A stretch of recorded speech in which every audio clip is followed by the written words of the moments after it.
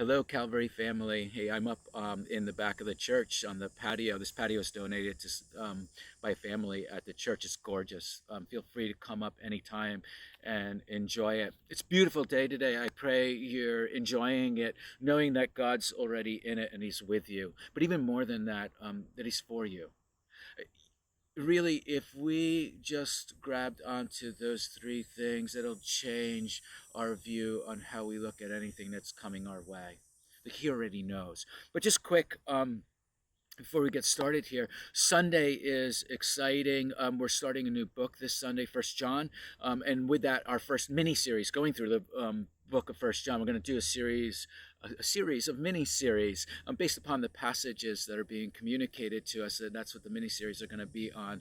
And so, still going verse by verse, chapter by chapter through the book. But the first section is going to be called, or the first mini series is called "The Journey into Joy." And so, if you know anybody that's lacking in that department, invite them. John is really serious, or I should say, God is really serious about joy, but he's also very specific on how we receive it and how we stay in it. And so, Journey to Joy, starting this Sunday, probably 3 weeks. So, it's really a mini series. Also, this Sunday is baptism. And yes, I know we just had a baptism a few weeks ago and like 40 people got baptized. Well, apparently that didn't saturate our church. And so we have a whole other group that's going to be baptized this Sunday. So come on out, join that festivity. I mean, heaven throws a party. We want to give them a run for their money on that one. And so if you haven't been baptized since you've become a follower of Jesus, this is a great time to do it. Sign up at calvarysouthbury.info or just come ready.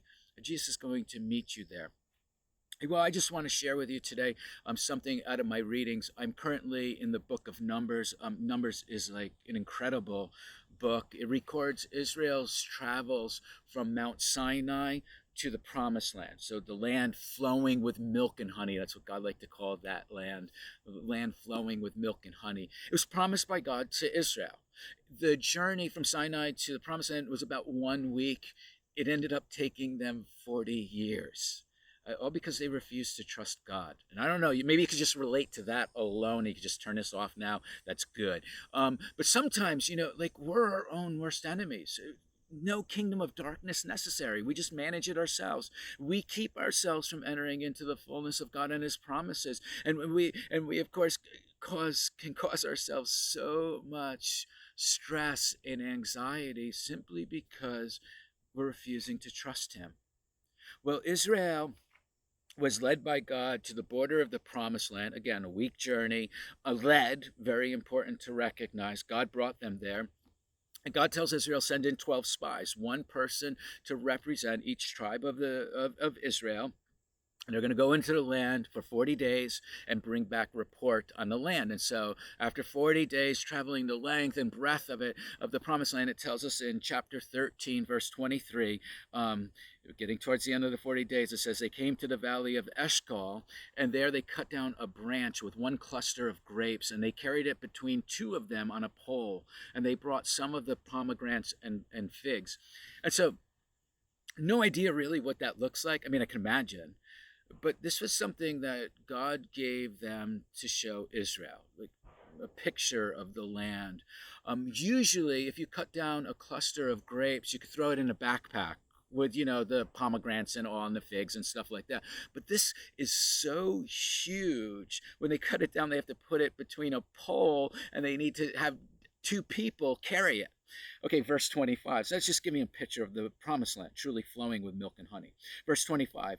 And they returned from spying out on the land after 40 days. And now they departed and came back to Moses and Aaron and all the congregation of the children of Israel in the wilderness of Paran at Kadesh. And there they brought back word to them and all to the congregation and showed them the fruit of the land. And they told them and said, we went into the land where you sent us. It truly flows with milk and honey, and this is its fruit. And so, they entered the land, they saw it, they said, look, this is what it looks like. It's beautiful. It's a land that God has blessed.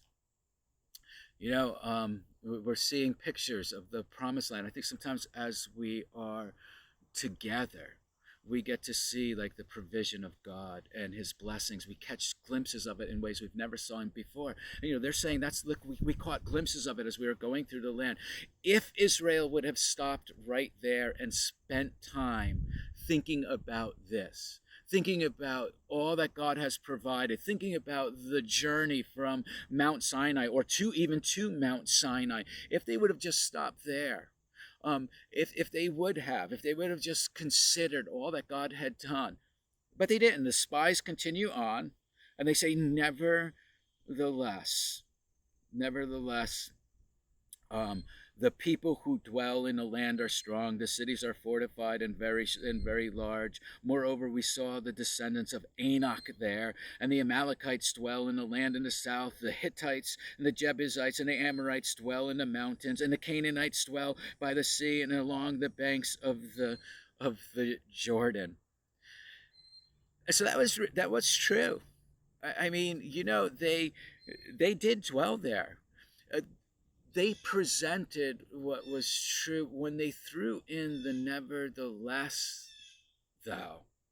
What they did was they put it in contrast to all of what God had promised. What they should have said was, the land is truly flowing with milk and honey. So, we need to go in, for God has it for us. We're giving you a glimpse of it. But when they threw in the nevertheless, they made the problems greater than God. And Caleb, verse 30, quieted the people before Moses, said, let us go in at once and take possession of it, for we're able to overcome it. But why are we able to overcome it? Because God's in it. He's not going to abandon us. He promised us this land. This is his land of promise. So verse 31, but the men who had gone up with him, so 10 of the spies, they said, we're not able to go up against this people, for they're stronger than us.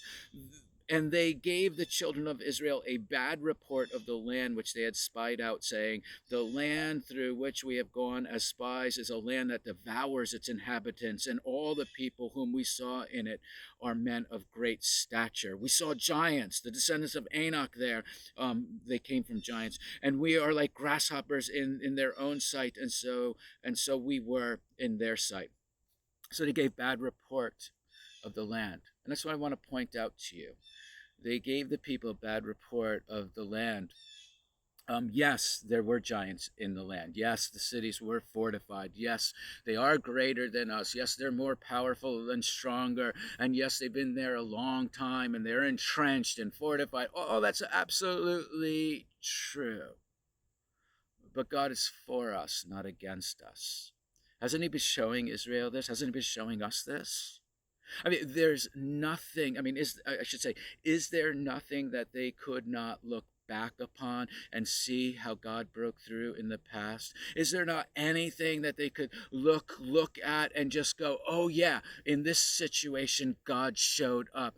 Was there not anything where they could look back and say, look, God protected me or protected them right there? Or God met with us right there? Nothing? If there was nothing for them to reflect on of seeing God's faithfulness, if there was nothing there, they would not be where they were right then, looking at the impossible situation or the trial that was so threatening to them that they couldn't see any way to overcome it. But the fact is, they had, just like us, we have a history with God. That's why they are where they are. God wants to bring them into the promised land. And what he's saying to them is just trust me. Yeah, get it. It's a long shot, or it's not a long shot. It's a step of faith in trusting him. But you've been teaching you to trust right along. And I hope we understand this. The bad report of the land was not a bad report of the land. In actuality, it was a bad report of God. And let that sink in. See, God was removed from the formula. And they're just seeing their situation as them in this thing alone. But hasn't he been showing them right along that he's been with them and he's with us? Why would they leave God out of the formula? Is it because he hasn't moved quick enough for them or for us? And so, we think we're on our own and we need to figure this out ourselves. Or maybe that's worked in the past for us or for them. We're always in a situation where we can manage when he hasn't moved at our speed. But now, Israel, this is huge. And there's nothing you can do to change it. And so what now? Can you trust? If you haven't recognized it yet, he's been teaching Israel to trust the entire time since he called them out of the land of slavery in Egypt. He's been teaching us and calling us to trust in him ever since he called us out and revealed himself to us. Trust is a scary thing. I get it, because it means letting go of control, and we don't like that. What this is Israel still trying to be in control, and the circumstances won't allow it. God did that. Israel's response to that is retreat. Turn back to where it's us and God, and we can manage our impossibilities. Of course, they wouldn't leave God out of it in word. They just leave God out of it by the way that they live. That's the nature of religion versus relationship. Look, I don't know where it is for you, but usually there's always an area of life where God is teaching us to trust him. Sometimes it's more intense than other times, right? But there is an area in your life right now. Stop controlling, or you'll believe the bad reports of the land. The fact is, this land of trust is flowing with milk and honey. He's promised it. He's promised that he is with us. He's promised he's not going to abandon us. He is the sovereign one. He's for us. You can trust that. The time frame might be different from what you think, but it's held in his hand. And so, as number 6 says, speak God's name over his people. And so Yahweh bless you and keep you. Yahweh make his face shine upon you and be gracious to you. Yahweh lift up his countenance upon you and give you peace. See you this Sunday. 1 John, Journey into Joy. God bless you all.